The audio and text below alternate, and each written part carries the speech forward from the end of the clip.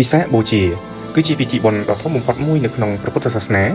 ដែលពុទ្ធសាសនិកជននៅទូទាំងសកលលោកតែងតែប្រពធ្វើឡើងដើម្បីរំលឹកដល់ព្រឹត្តិការណ៍សំខាន់ៗ3យ៉ាងរបស់ព្រះសម្មាសម្ពុទ្ធដែលកើតឡើងនៅក្នុងថ្ងៃតែមួយថ្ងៃ15កើតខែវិសាខខុសតែឆ្នាំប៉ុណ្ណោះ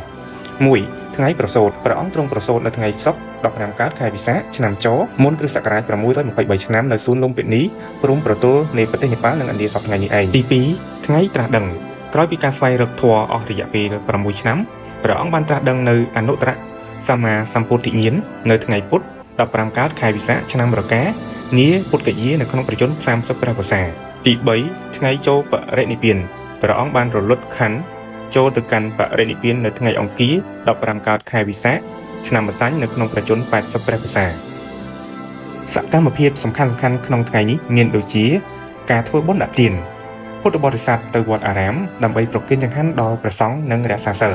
ការស្ដាប់ព្រះធម៌ស្ដាប់ការសម្ដែងធម៌ទេសនាអំពីពុទ្ធប្រវត្តិនិងមេរៀនជីវិតរបស់ព្រះអង្គការដង្ហែប្រទក្សិណការដើរព័ទ្ធជុំវិញព្រះវិហារឬចេតិយចំនួន3ជុំដោយកាន់ផ្កា